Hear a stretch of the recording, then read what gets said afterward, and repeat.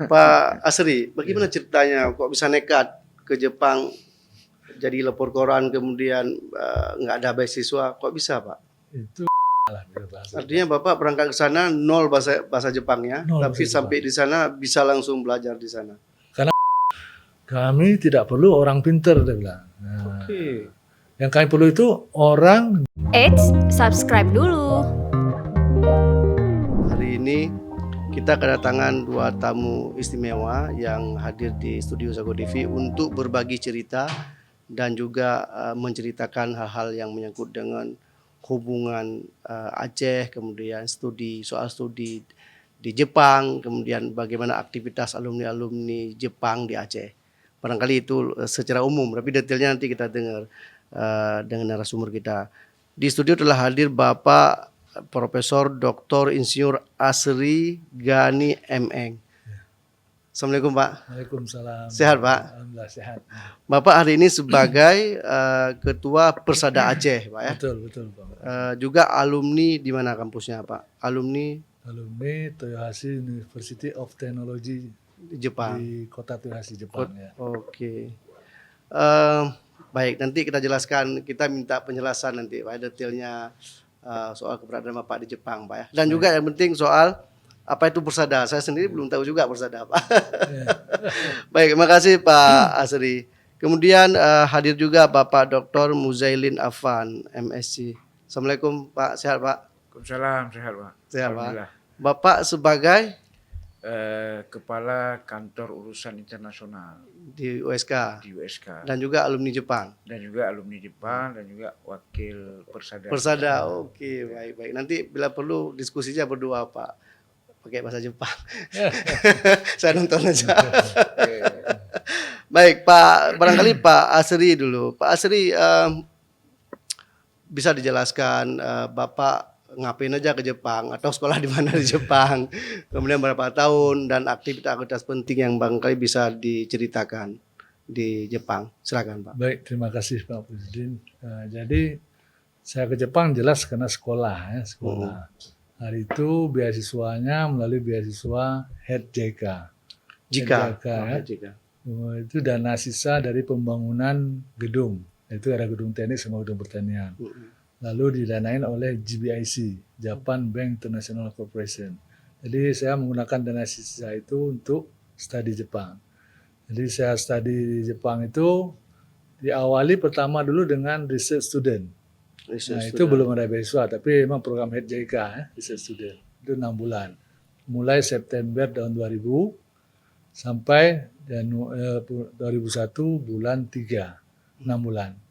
Lalu ada peluang untuk master, saya ikut tes di situ ya, lulus dan lalu saya sampaikan berita tersebut sini bahwa saya sudah diterima sesuai kesepakatan itu. Kalau ada tanda lulus bisa dibayari sama GBIC tersebut. Masuklah program master saya dari April 2001 sampai ke 2003 bulan Maret. Lalu habis beasiswanya. Nah, tapi saya lanjut ke PhD. Cuman nggak ada beasiswa, kata profesor saya nih, bagaimana nih? Saya pulangkan keluarga saya datang sendiri, saya bilang saya siap bekerja di sini. Dari lab cuma ada 60.000 per bulan. Jadi saya berjibakulah dengan sebagai loper koran selama 3 tahun. Itu sempat jadi loper koran di sana? 3 tahun Pak Presiden. 3 koran tahun. Apa tuh Pak? Macam-macam sana korannya kan orang langganan macam ada Mainichi Shimbun, ada koran pertanian dan sebagainya. Kan? Polanya bagaimana jadi loper koran Pak? Kita membagikan koran-koran ke rumah-rumah itu, tapi tidak seperti di Amerika model lempar-lempar itu. Kita masukkan ke dalam dia boxnya, mailboxnya itu yang rapi masukkan. Kalau nggak rapi kena tegur kita. Oh gitu ya. Jadi 3 tahun saya jalani itu. Karena beasiswa nggak cukup. Karena beasiswa, memang nggak ada. Itu uang dari lab itu kan sangat sedikit. Gambarannya begini, kan beasiswa Mombuso itu Dekdikbudnya Jepang lah. Terus 175.000 per bulan. Tapi lab cuma memberikan saya 60.000 per bulan. Itu yang 175.000 per bulan itu sudah ditanggung dengan SPP yang 512.000 per tahun. Jadi saya harus membayar itu juga. Jadi saya jadi loper koran seperti itu untuk menutupi kekurangan. ini perlu kisah khusus nih cerita dari Pak Asri ini. Ya itu sih. Tapi dengan lapor koran artinya itu selesai studi Pak ya? Alhamdulillah selesai studi, 2006 saya selesai studi. Lalu saya kembali, ada kesempatan postdoc 2010. 2010 sampai 2011 tahun ya. Nah, jadi kalau di total saya hampir 7 tahun di Jepang. Jepang dan 3 tahun itu jadi lapor koran. Iya, my second hometown di sana. Oke, nanti kita diskusi lebih detail Pak Asri.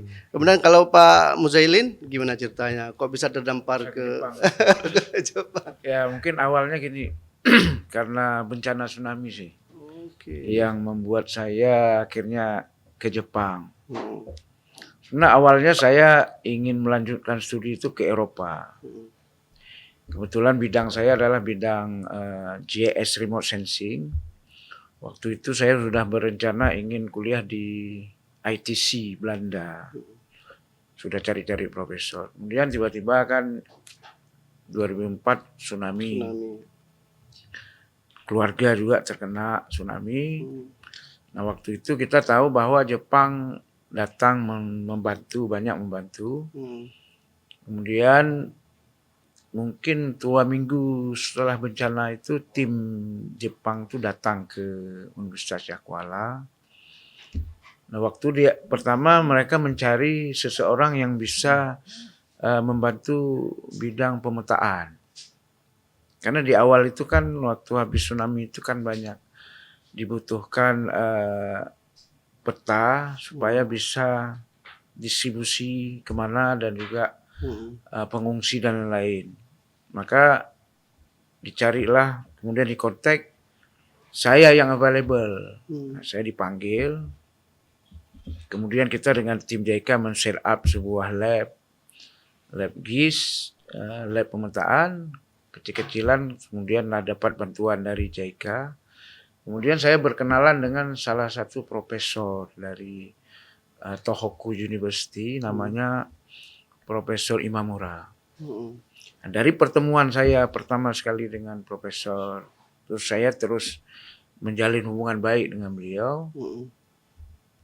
Nah akhirnya beliau menawarkan kalau memang Anda minat untuk melanjutkan studi bidang kebencanaan atau pencegahan bencana, saya boleh bantu. Akhirnya beliau memberi rekom pada saya. Tahun berapa itu Pak? Tahun 2010. Oh, ini lumayan lama. Saya selesai S2 itu 2003, kemudian 2004 tsunami. Kemudian 2005 sampai 2009 saya nggak bisa melanjutkan studi dulu. Karena saya masih ada adik 2 orang waktu itu, masih kecil, orang tua saya meninggal. Saya harus pastikan adik saya itu bisa sampai kuliah. Nah itu saya baru bisa pergi. Berapa tahun jadi menetap? Jadi 5 tahun saya di Jepang. Tapi program saya mungkin beda dengan Pak Asri. Kalau Pak Asri kan full time di Jepang. Kalau saya part time. Jadi cuma 2 bulan aja selama 5 tahun itu. Tiap tahun 2 bulan di Jepang, selebihnya saya riset di sini. Di Aceh. Itu beasiswa GSPS namanya. Jadi agak berbeda dengan Prof. Asri. Jadi karena saya part time kajian di Aceh, sehingga saya tidak berkesempatan lama di Jepang. Hanya 2 bulan kembali lagi. Jadi sangat beruntung Pak Muzailin ya. Dibanding dengan Pak Asri. Pak Asri. Ya begitu. Akhirnya saya terdampar dan menyelesaikan agak lama sedikit sampai 2015 ya baru selesai. 5 tahun. Berarti keluarga nggak sempat bawa ke sana? Terakhir ada bawa saya sebentar, sebulan sebelum wisuda. Saya bawa istri sama 2 anak hidup di Jepang sebulan supaya bisa merasakan juga bagaimana hidup di Jepang. Baik, Pak Asri, bagaimana ceritanya kok bisa nekat ke Jepang jadi lapor koran kemudian nggak ada beasiswa, kok bisa Pak? Itu bukan nekat itu. Nah, dasarnya pertama kan beasiswa di master. Kalau saya pulang usia saya pada saat itu 35 tahun. Sangat sulit cari beasiswa usia 35 tahun itu ya. Kalau 30 ke bawah mungkin masih mudah, banyak skema-skema beasiswa. Jadi kalau saya pulang nggak kembali lagi, sekolah saya nggak selesai mungkin. Jadi saya itu nekatnya mungkin di situ. Nekatnya. Cuman saya tanya ke istri saya kan. Tentu kan saya bertemu master kan buat keluarga di sana dengan anak 2 ya. Gimana nih ya enggak apa-apa, bismillah silakan gitu kan. Mm-mm. Nah, sehingga mereka tentu enggak bisa ikut pulang. Kalau ikut mungkin enggak cukup. Wah, mana cukup segitu ya kan. Sendiri aja susah juga. Nah, mereka pulang lah. Jadi itu nekatnya di situ. Nah, memang qadarullah waktu tsunami mereka korban. Nah, Bapak istri kena tsunami. bukan istri saya karena saya kan di Jepang. Ya. Istri saya kan di Banda Aceh dengan anak saya. Karena kami tinggal di Taman Siswa. Taman Siswa itu kan dekat malah udah di mana. Hari keberapa baru tahu keluarga? Hari itu juga tahu. Cuma besoknya baru bisa pulang. Kan nggak bisa pulang langsung. Ya. Pulang besoknya tertahan di Jakarta semalam, mana ada flight langsung. Kalau 26, 27 berangkat, sekitar 29 saya baru masuk ke ke Aceh, Banda Aceh. Itu waktu Bapak jadi support beasiswa sedikit jadi laporan para promotor atau dosen tahu. Oh ya tahu. Karena saya kan kerja tuh sudah izin profesor. Walaupun kita kerja part time job harus ada izin profesor dan dia maksimum 40 jam per minggu. Nah, kalau saya kan Jangan sampai mengganggu kuliah juga ya. Ya, jadi memang semua tuh kerja di sana tuh part time job harus ada izin profesor. Seperti itu untuk yang student. Pak, bagaimana sekarang terserah siapa mau jawab peluang anak-anak Aceh atau anak-anak Indonesia secara umum bisa mendapatkan beasiswa ke sana. Siapa mau Pak Muzailin boleh Pak? Mungkin Pak Muzailin bisa karena ini Gimana, Pak? OIA ya. Oh ya memang bidang beliau ya. Ya, baik, makasih Pak. Jadi sekarang sebenarnya peluang untuk ke Jepang itu ada dua nih, untuk studi lanjut maupun untuk kerja. Jadi saya teringat waktu Pak Dubes Jepang datang ke Aceh Desember yang lalu, beliau juga sempat kita undang ke USK untuk memberikan kuliah umum. Beliau menyampaikan juga bahwa kan ada hashtag itu misalnya kabur aja dulu dan sebagainya. Beliau bilang kami dari Jepang menyambut. Artinya begini. Di Jepang ini sekarang kan krisis juga tenaga kerja. Jepang tuh negara yang aging society, jadi artinya lebih pertumbuhan penduduk itu menurun, otomatis angkatan kerja menurun. Maka untuk tetap menghidupi perekonomian industri Jepang itu kan dibutuhkan banyak pekerja. Jadi peluang untuk satu hal untuk pekerja itu terbuka sangat lebar. Kemudian juga peluang untuk studi ini juga banyak sekali beasiswa yang ditawarkan oleh pemerintah Jepang maupun perusahaan Jepang. Untuk saat ini berapa orang perkiraan ada anak-anak Aceh yang sedang studi di Jepang atau sedang bekerja di Jepang?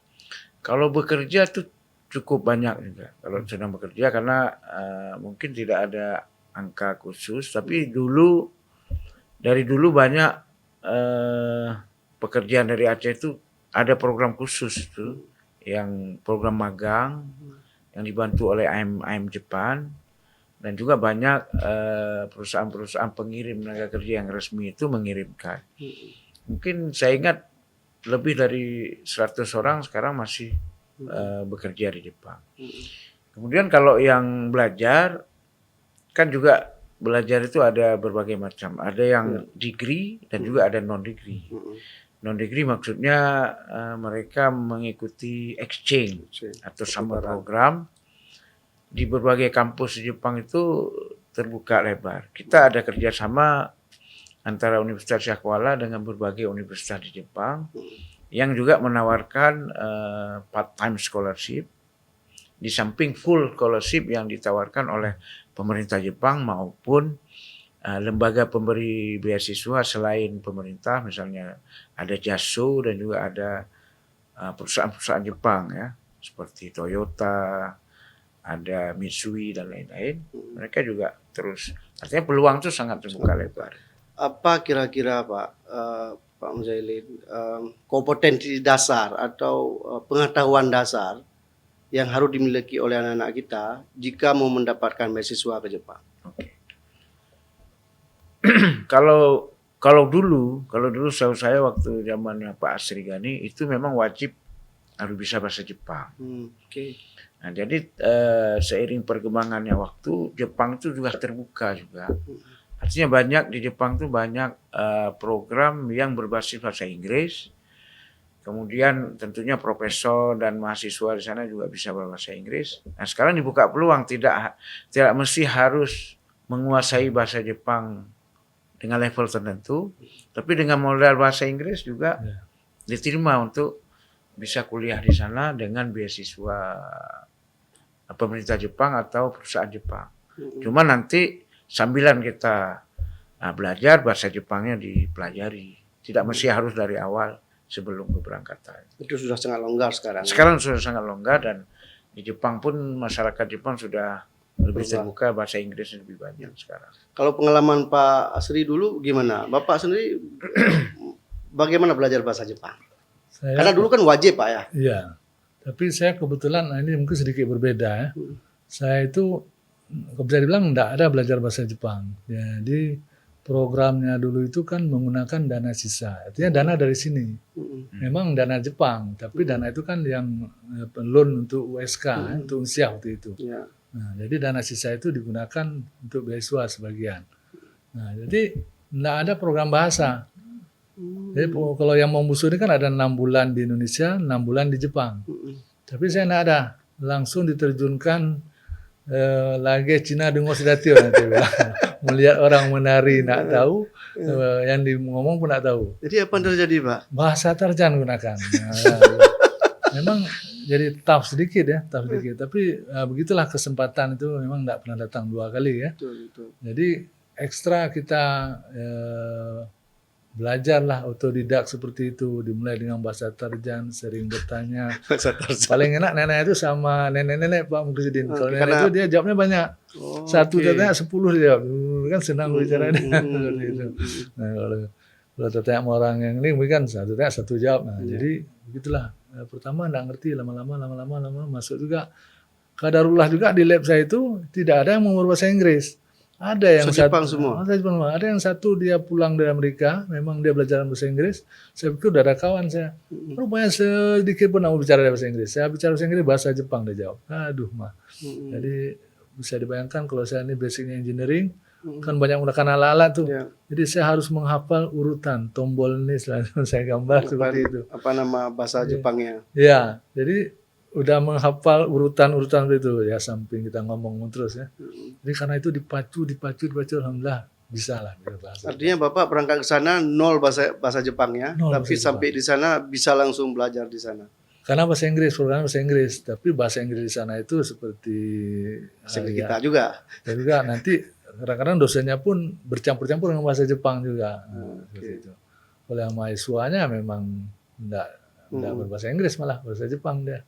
Secara sosial dan keagamaan atau spiritual, gimana Bapak? Ada kendala sejak di sana? Sangat tidak ada kendala, karena memang mungkin secara umum memang ada kendala, tapi saya terbantu lagi karena senior saya itu ada Pak Khairil yang dari Tosin Mesin ya. Jadi dia itu mungkin bagus pemahaman agamanya sehingga menjadi background bagi sensei saya itu. Sehingga sensei itu profesor saya. Dia mengingatkan, ini udah jam salat Ganesha. Artinya dia sangat memahami, tapi jangan kita plan-plan. Hari ini salat, besok itu nggak bisa pegang nanti. Jadi harus konsisten ya. Apa nilai penting dari Bapak belajar di Jepang tuh? Yang paling penting nilainya itu yang saya ingat betul. Mereka itu waktu saya datang kan saya jumpa dengan profesor dulu ya pertama itu. Kami tidak perlu orang pinter dia bilang. Yang kami perlu itu orang jujur dan mau bekerja. Karena kalau pinter kami punya sistem. Itu akan terpinter sendiri dia kalau ikut sistem. Sistemnya udah bagus. Tapi kalau nggak jujur rusak semua dengan. Nah, ibaratnya kalau master itu sering canda-canda teman-teman itu kalau kita lulus master ijazah itu udah dibuat. Cuman belum teken aja. Tapi begitu kita nak jujur dikoyak. Pak Muselin mendapat itu juga. Ya, sama sebenarnya. Dulu saya juga nggak ada modal bahasa Jepang sama sekali. Modal bahasa Inggris, cuman kebetulan agak berbeda dengan Prof. Asri. Kalau di lab saya itu semua banyak mahasiswa internasional. Ada dari Peru, ada dari Thailand, dari Cina. Jadi mereka semua ngomong bahasa Inggris. Karena pun masa saya kuliah itu udah 2010. Iya. Mungkin selisih berapa tahun tuh dari masa Pak? 2001 ya. Hampir 10 tahun. Iya. Jadi ada perkembangan sih di Jepang waktu itu sampai sekarang. Baik, Pak. Ini kan kita masuk ke poin penting juga. Jadi kawan-kawan dari Persada itu Persatuan Alumni dari Jepang. Betul. Dan ini kan mau dibuat Bun Kasai Kasai. 2025. Artinya itu festival, Pak ya.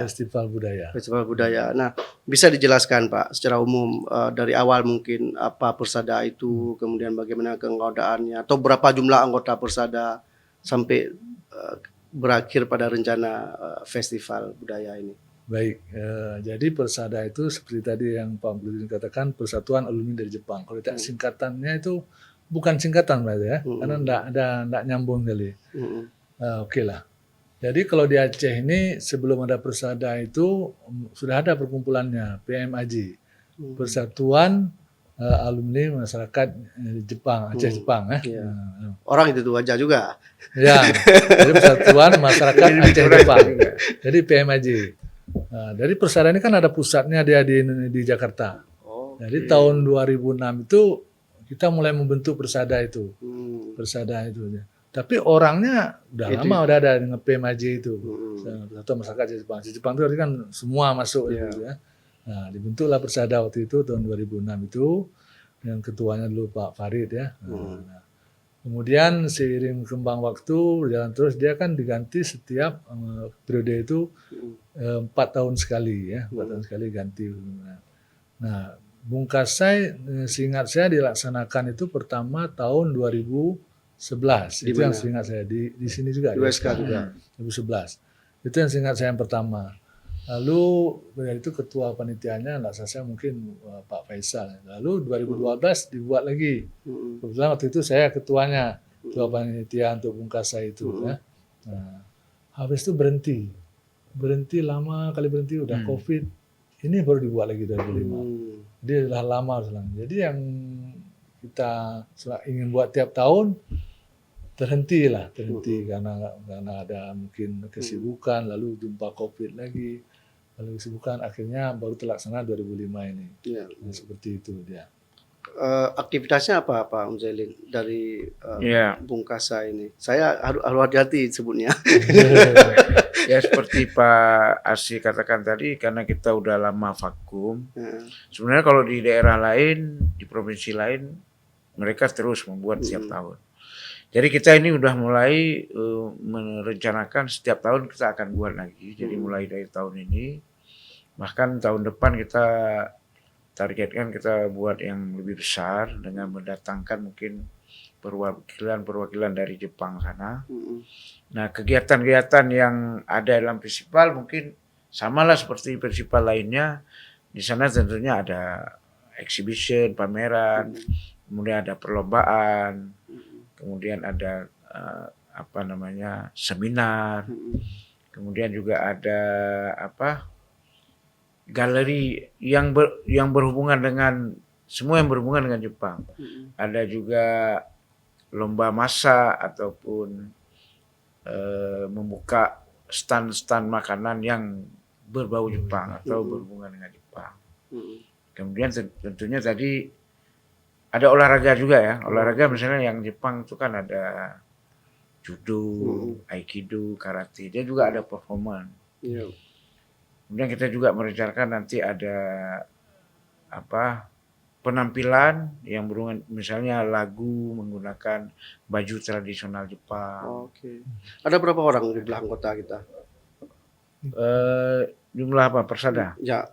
Persada sekarang berapa? Ya, aktifnya itu dari catatan saya itu 73 yang alumni ya, alumni itu yang yang memang studi sana. Studi, apakah dia degree maupun non degree. Tapi yang non degree itu nggak sampai 10 orang. Misalnya saya cuma 8 ya.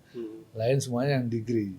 Cuman kan Persada ini tidak hanya untuk alumni yang belajar, tapi juga kita bekerja juga. Bekerja juga Kensusi itu ya. Nah, Kensusi ini tidak terdata dengan baik karena mungkin tidak banyak melapor juga ya. Ada sekitar lebih 100 mungkin jadi banyak mereka. Cuman data detailnya tidak banyak. Ya. Tapi kalau yang alumni ada data detailnya.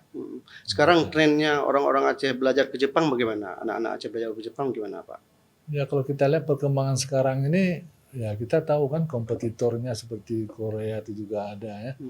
Sangat tergantung pada beasiswa ke Jepang. Orang kalau mau datang ke Jepang itu kan beda datang ke negara-negara yang berbahasa Inggris yang digunakan selalu. Bahasa Jepang ini kan khusus dia. Bahasa Cina, bahasa Jepang, bahasa Korea. Jadi sangat mengharapkan mereka ada beasiswa. Beasiswa itu. Kalau kita harap dari pemerintah kita mungkin terbatas sekali beasiswanya. Nah, jadi tentu mengharapkan dari pemerintah Jepang sana ataupun dari perusahaan-perusahaan Jepang di sana ya. Banyak memang beasiswa-beasiswa itu dengan berbagai skema. Nah, mungkin itu yang ada peluang. Nah, Kalau misalnya kedutaan Jepang, bagaimana tensinya dengan Aceh? baik. Mungkin kalau kita lihat selama ini ya baik, cuman kadang-kadang mereka kan punya prioritas juga ya.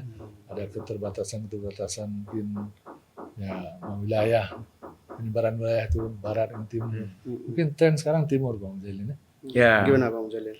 ya saya melihat bahwa kalau tadi pertanyaan seberapa Besar minat atensi. antusias, sekarang memang kan ada peluang ke Korea, ada ke Eropa atau Australia. Jadi kalau memang tidak ada beasiswa, tentunya mereka akan memilih pertama kemana yang ada beasiswa. Kemudian sekarang ada peluang lagi bahwa di Jepang ini dengan menguatnya, maksudnya rupiah dengan yen itu kan kita udah nggak terlalu jauh ya. Jadi biaya hidup di Jepang itu pun kalau misalnya beasiswa nggak penuh, itu masih sanggup lah untuk orang tua membiayai. Karena biaya hidup di Jepang itu kalau dulu kita compare sangat tinggi ya, tapi kalau sekarang tidak begitu tinggi lagi. Karena mungkin ya perbaikan ekonomi Indonesia juga, sehingga kalau Jepang itu kan hampir stagnan lah kita bilang. Nah, jadi kalau misalnya tidak ada beasiswa penuh pun sebenarnya itu masih bisa kita atau mahasiswa itu untuk melanjutkan studi di sana. Buktinya Pak Asri. Kemudian di sana kan beda dengan di Indonesia bahwa mahasiswa itu diperbolehkan bekerja. Diperbolehkan bekerja sambil kuliah, itu juga bisa mendukung. Beda dengan kita juga banyak mahasiswa asing di sini ya, lebih dari 120 orang. Memang kendalanya untuk Indonesia nggak bisa bekerja. Tidak diperbolehkan untuk saat ini kepada mahasiswa asing itu betul bekerja. Nah, itu beda. Jadi antusiasme itu tetap ada. Ya, kalau sekarang sepengetahuan Persada Pak, ada nggak tempat belajar bahasa Jepang di Banda Aceh? Secara khusus memang nggak ada yang ini ya, tapi ada beberapa volunteer ya. Nah, seperti juga misalnya kami di Persada ini kan ada namanya dulu PMIJ, ada bawahnya Jambu Minda. Jambu Minda itu dia juga mengajarkan bahasa Jepang. Memang tidak teriklankan secara besar seperti itu ya, tapi mengajarkan. Dan di sekolah-sekolah memang ada sekarang, tidak semua sekolah memang, tapi banyak sekolah yang mengajarkan bahasa Jepang juga. Setahu saya sudah SMA 2 ada juga, di mana ada tuh yang beberapa sekolah mengajarkan bahasa Jepang. Tapi kalau yang private itu memang mungkin saya kurang tahu. Ada tapi nggak banyak seperti di tempat lain ya. Ada beberapa LPK sekarang yang khusus mempelajari bahasa Jepang. Khusus bahasa Jepang lah kita bilang, tapi nggak banyak. Baik, mungkin terakhir Pak Ihsan, Pak Asri, barangkali apa yang bisa dibagi kepada kita soal Persada, soal juga peluang-peluang studi di sana, silakan.